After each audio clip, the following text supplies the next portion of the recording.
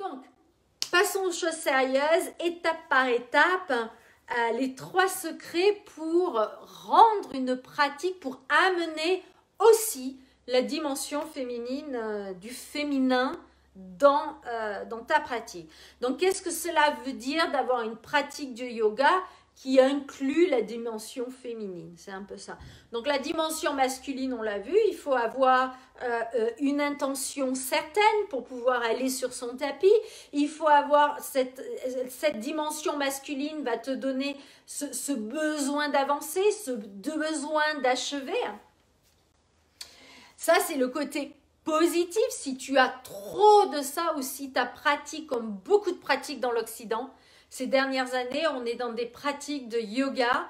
La plupart du temps, quand je vais regarder des vidéos ou que je suis allée voir des cours, des trucs comme ça, on est dans des pratiques qui sont pratiquement, majoritairement avec des dimensions masculines, 100% pratiquement masculines. Et dès qu'on va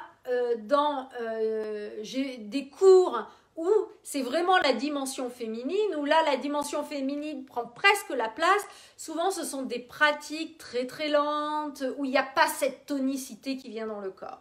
Donc j'ai très rarement, pour moi, il n'y a que cette approche que j'ai apprise qui amène vraiment cette rencontre du masculin et des féminins et qui permet cette complétude et cet assemblage de tonicité, mais quand je parle de tonicité, et en même temps de douceur, de plénitude, de détente dans le corps. Être tonique et détendu. Ça, c'est la magie. C'est la magie du yoga. Voilà. Donc, mon premier secret. Qu'est-ce qu'il faut que tu fasses pour amener un petit peu... qu'est-ce que tu veux faire pour amener cette dimension du féminin? Tu veux te libérer des rigidités. D'accord? Donc, cette approche du yoga, c'est une approche qu'on dit vivante, mouvante, où en fait, les méthodes et les techniques sont sans intérêt et même sont impertinentes. Pour évoluer, en fait, tu dois laisser ta pratique évoluer. Tu ne vas pas évoluer en refaisant la même chose. C'est en laissant évoluer, en te mettant dans l'instant présent, dans l'exploration de ce qui est maintenant. Et toujours dans une autre des croyances que j'aurais pu vous donner, c'est de tout change tout le temps. Et ta pratique pour que tu puisses surfer le changement, j'aime bien cette citation, on ne peut pas arrêter les vagues, mais on peut apprendre à les surfer. Voilà, j'aime bien ça parce que j'aime bien surfer aussi. Mais on peut surfer, tu vois, sur le tapis des pensées. Donc, pour évoluer, tu veux garder l'esprit ouvert et appréhender l'évolution. Merci Hélène, c'est très clair. D'accord Patricia, super. Tu veux laisser la possibilité à ta pratique de changer. Tu vois, par exemple, moi, des fois, j'arrive à faire une posture et en faisant cette posture, waouh, je découvre quelque chose sur moi. Le fait d'avoir découvert quelque chose sur moi ou sur une partie de mon corps va faire que je n'arrive plus à faire la posture. Hein. Parce que j'ai besoin de redécouvrir un nouveau labyrinthe qui inclut ce que j'ai déjà appris. Donc, il y a une évolution, il y a un changement. En fait, ce que tu veux, c'est te donner le temps et l'espace pour t'approprier la pratique en elle-même. Donc ici, donne-nous l'espace et le temps pour t'approprier les 3 piliers, par exemple. La relation à la gravité, l'activation de la colonne vertébrale et la liberté de la respiration, qui travaillent toutes les 3 comme un filet et qui sont l'une dans l'autre. À considérer la pratique du yoga. Super Claude, c'est un peu, moi ça a été un retournement à 360 degrés quand j'ai appris, quand j'ai découvert cette méthode. Je suis passée de dimension masculin à 100% à, ouh, mais on amène ça là aussi. Ah, oui, il faut toujours aller sur son tapis. Oui, on a toujours envie de grandir et d'avancer, mais on va le faire différemment avec cet élément féminin qui vient où on se laisse le temps de s'approprier sa pratique tout en la laissant évoluer. Donc ici, ça va te permettre de découvrir ton yoga. Tu vois, moi, je suis pas ici pour t'apprendre mon yoga. Je suis ici pour essayer de t'aider, te guider, te donner des indices, les indices que moi, on m'a donnés et qui ont permis de trouver mon yoga. Alors, par mon yoga, je parle de mon chemin du yoga. Après l'état de yoga, bien sûr, il n'y en a qu'un, celui de la libération et de la réalisation de soi, la vérité. Mais il y a des milliers de chemins de yoga. Et moi, mon chemin de yoga, c'est celui que j'ai appelé Anuka Yoga, A-N-U-K-A, qui inclut aussi ce que je vous disais, le swadhyaya, hein, et bien d'autres choses, le chant. Je pensais vous jouer un peu du ukulélé, peut-être à la fin. Donc ici, on est là pour que tu découvres ton yoga. C'est donc l'école du yoga de chacun. Et là, on commence à amener individualité. Merci, Patricia. D'amener individualité, fluidité et cette idée d'évolution qui sont toutes les trois des caractéristiques totalement féminines. D'accord ? Donc ainsi, c'est plus le yoga de Florence ou le yoga de la prof. Les hiérarchies tombent. Je suis plus la prof qui sait et toi l'élève qui sait pas et qui vient savoir. Je suis juste quelqu'un qui vient, tiens regarde, j'ai eu des indices, je partage, essaye et trouve-le pour toi. Je ne pourrai jamais t'activer la colonne vertébrale. Je ne pourrai jamais avoir ta relation avec la gravité. Et je ne pourrai jamais te libérer ta respiration. J'ai des indices, je les partage et c'est à toi de trouver, grâce aux indices que je partage, quel est ton chemin. Ah et oui, pas de cours, Hélène. Mais déjà, c'est sympa que tu aies une prof féminine parce qu'il n'y en a pas beaucoup. Donc super, félicitations, garde-la. Donc moi, je suis juste ici pour te donner du soutien, pour que tu découvres tes termes et conditions, mais pas que tu travailles selon mes termes et conditions. Et si tu le vois, les piliers, ce sont des lois universelles qui soutiennent la vie, la gravité. Hein. C'est pas mets tes pieds comme ça, mets les hanches comme ça, et si t'essayais comme ça, c'est toi qui vas trouver les choses dans le respect et l'harmonie des lois universelles comme celle de la gravité. Du coup, tu crées une intimité aussi avec ces lois. Le deuxième secret, donc premier secret, tu te libères des rigidités. Tu te libères de « Ah oui, mais on m'avait dit qu'il fallait faire comme ça avec mon épaule. Oui, on m'avait dit qu'il fallait mettre les pieds comme ça. » Libère-toi de ça. Assis-toi en silence et écoute. Ça va être le deuxième secret. Tu transformes la forme en énergie. On n'est plus dans se concentrer sur faire une forme, quelque chose de rigide. On est sur concentrer comment est-ce que je vais faire remonter cette énergie qui vient du sol, cette légèreté qui vient du sol à travers ma colonne vertébrale pour libérer mes articulations, mon cou, mon bras et pouvoir vraiment aller libérer ma respiration en même temps. Donc là, tu changes ton point de focus à une forme matérielle, vers une énergie immatérielle, cette énergie de vie, ce prana, ce réflexe d'antigravité, tu l'appelles cette légèreté, moi j'aime bien l'appeler la lévité, hein, qui va, elle, initier le mouvement. Donc tu passes de l'énergie qui remonte vient initier le mouvement, au lieu de je vais contracter mes muscles et pousser et tirer pour arriver à faire les choses. D'accord? Donc, tu n'auras plus besoin d'aller tirer ton pied, mais tu vas plus aller chercher la gravité pour que le pied plus suive la colonne vertébrale. Donc là, et tu sens, la jambe, elle ne vient pas toute droite, elle vient elle vient trouver comme une colonne vertébrale. On dit toujours que la colonne vertébrale, il y a une représentation du serpent. Les jambes sont colonne vertébrale première. Et les jambes viennent dans la colonne vertébrale. Donc, jambes, colonne vertébrale aussi. On est dans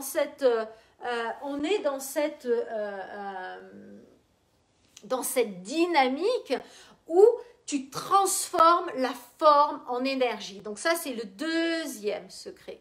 Ah, coucou Amandine. Ça fait plaisir. Troisième secret.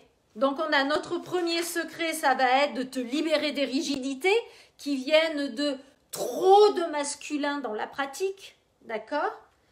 Donc on est d'accord, il nous en faut, mais pas que. D'accord? Deuxième secret, tu transformes la forme en énergie et là, qu'est-ce que tu fais? C'est que tu changes ton point de focus. Ah, super, t'es à Saigon.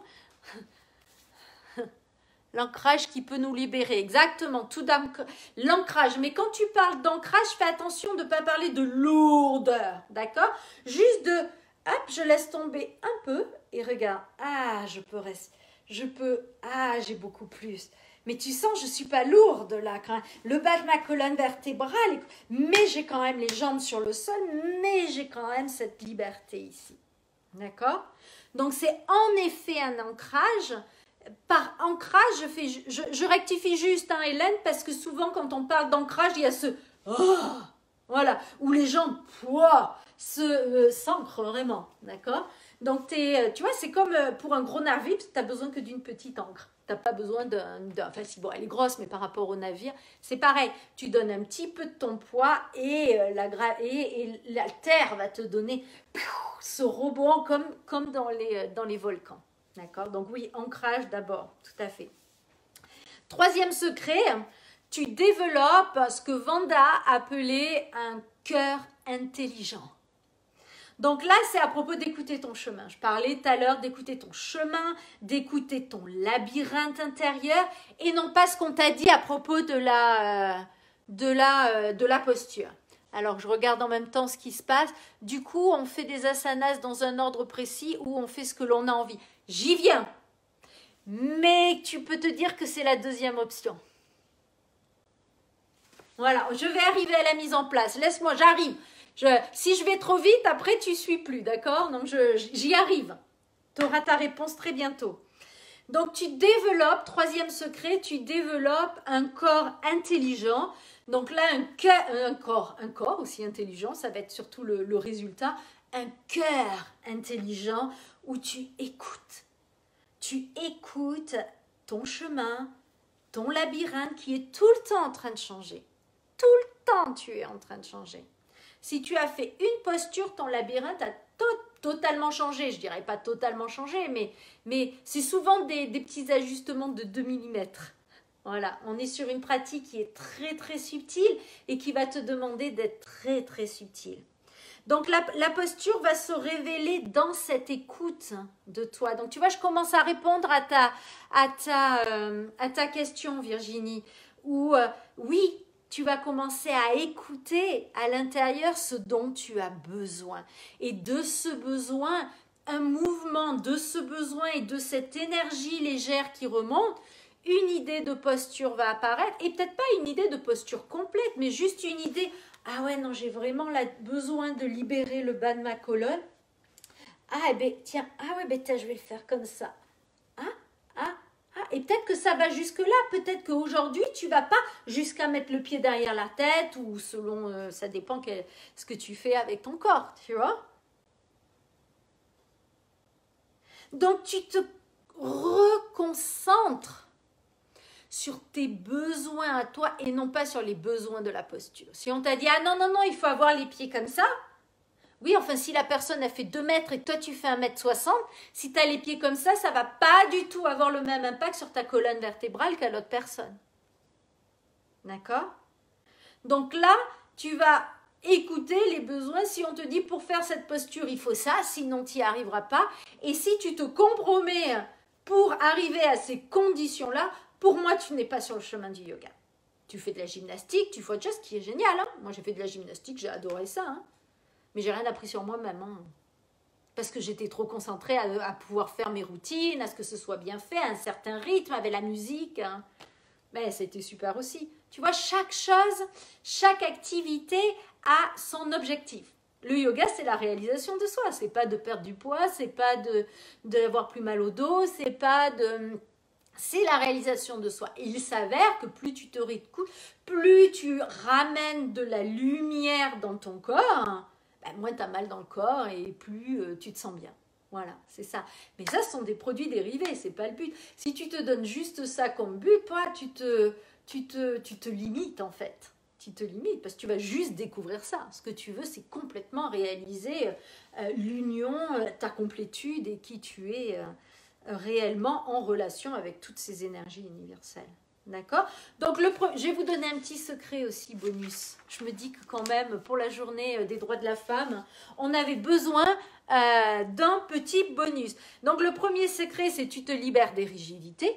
D'accord? Toutes ces règles, tous ces carcans, quand il faut le faire.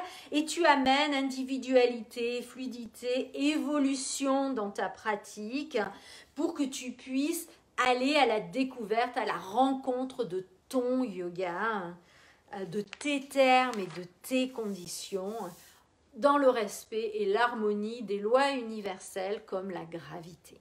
Le deuxième, tu transformes la forme en énergie, tu changes ton point de focus de je vais faire un mouvement, et c'est ça qui est important, en contraction musculaire, je vais pousser le sol, je vais tirer mon pied, et si j'allais chercher l'énergie en bas, et que si, et si je vais chercher l'énergie à travers la colonne, si je vais en bas un peu plus et que je passe à travers la jambe, j'ai pas besoin d'aller tirer mon pied. Pas besoin d'aller tirer mon pied. Mon corps est bien plus intelligent que ça. C'est presque un déshonneur et faire honte au corps que de le tirer, le pousser, lui mettre des couvertures, lui faire des trucs comme ça. Alors que si vraiment tu écoutes et que tu écoutes l'énergie de la gravité, de la lévité qui vient activer le corps, il va te révéler, il va aller exactement où tu veux. Et c'est ça, contrôler son corps. C'est lui demander comment on fait pour y aller et le laisser à son rythme y aller selon le chemin dont il a besoin ici. Voilà. Et la respiration là, reste libre et il y a une tonicité qui est incroyable. Donc tu as l'impression de ne pas trop bouger. À l'intérieur, c'est du feu. Et en même temps, tu as cette plénitude mentale qui dit, c'est ok, c'est super dur, mais je ne sais pas pourquoi, mais je suis ok. Au lieu de c'est dur, et tu continues, tu le fais à la force de la motivation. Là, tu n'es plus dans la force de la motivation, tu es dans l'exploration et tu suis ton corps qui est en train de te montrer qu'il y a quelque chose de bien plus beau, de bien plus divin. Donc, un petit bonus en plus, c'est pour amener ce féminin dans ta pratique, c'est de t'entraîner, d'entraîner ton écoute subtile. Donc c'est là où je réponds à ta question vraiment Virginie, où tu veux te mettre dans un état d'observateur, où tu deviens en fait plus actif de l'intérieur de toi pour aller avec et non pas à l'encontre de ton corps. Quand tu es toujours concentré à enchaîner les postures, déjà il faut connaître l'enchaînement et ça t'occupe le mental. Du coup, tu es avec ça là-bas.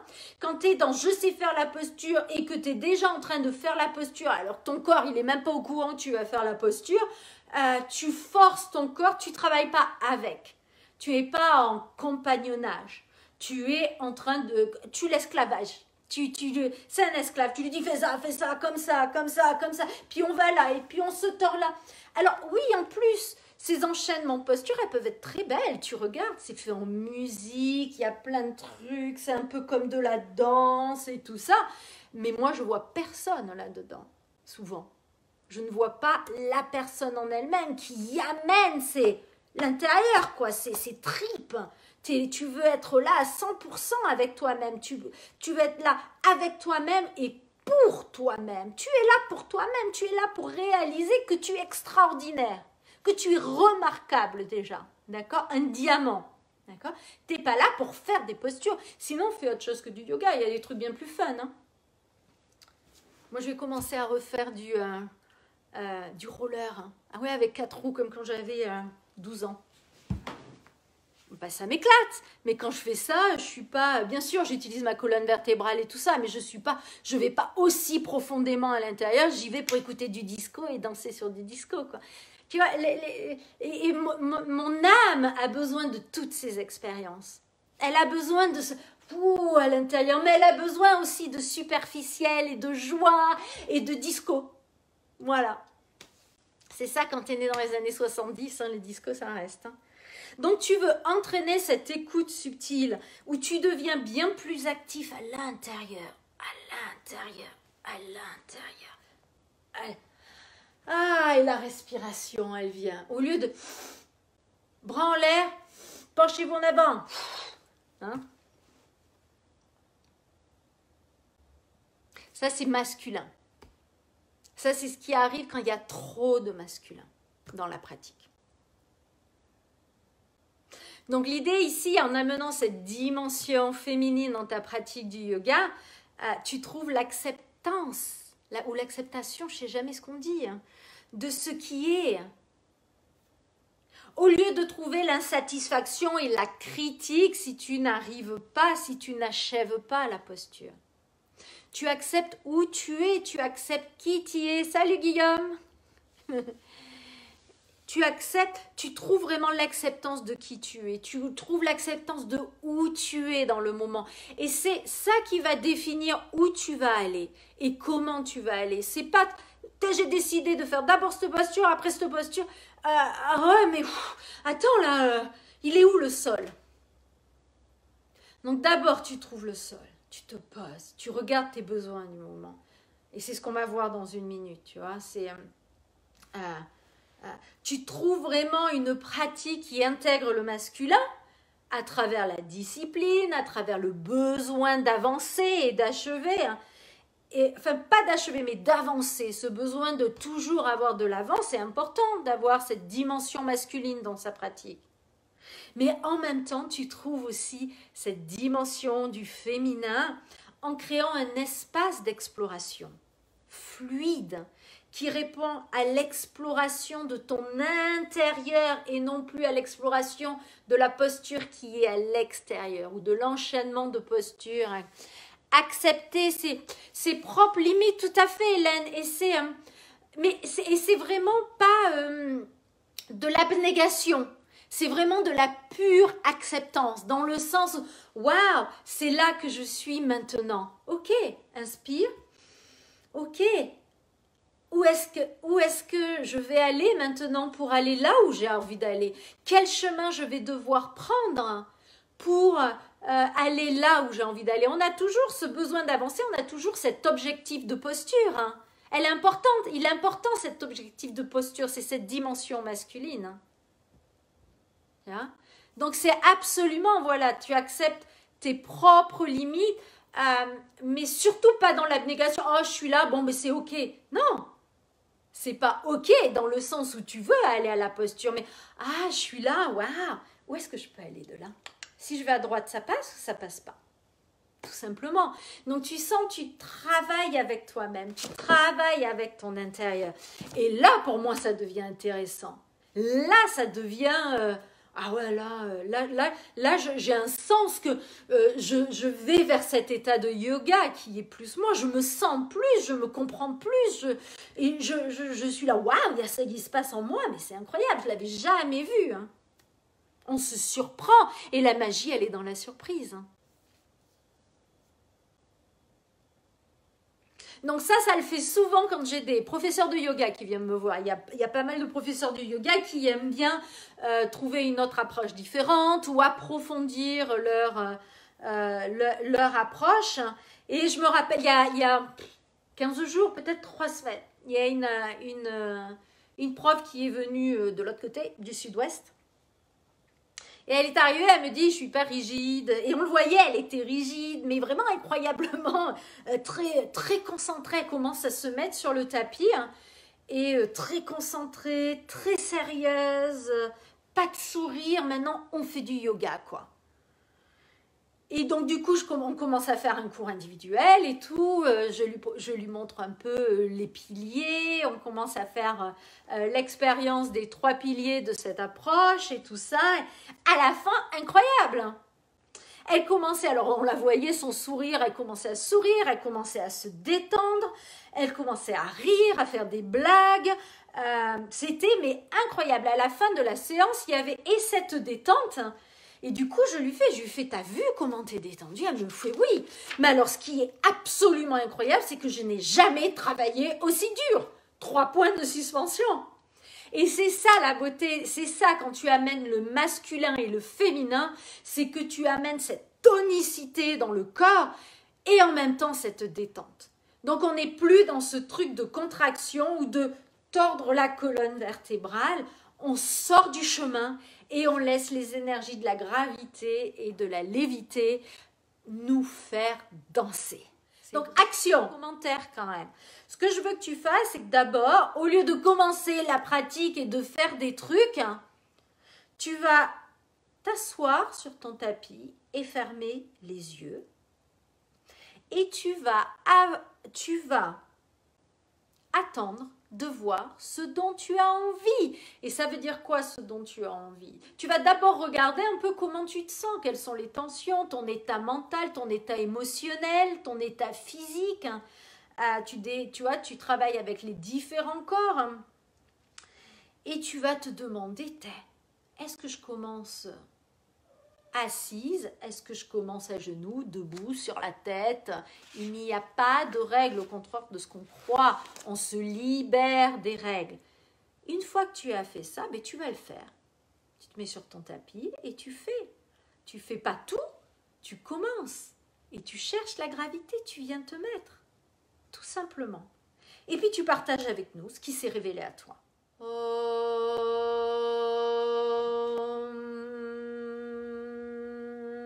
Shanti, Shanti, Shanti. Inspirons. Om Shanti, Shanti, Shanti. Gardez les yeux fermés, relâchez les mains sur les genoux et prenez quelques respirations en silence.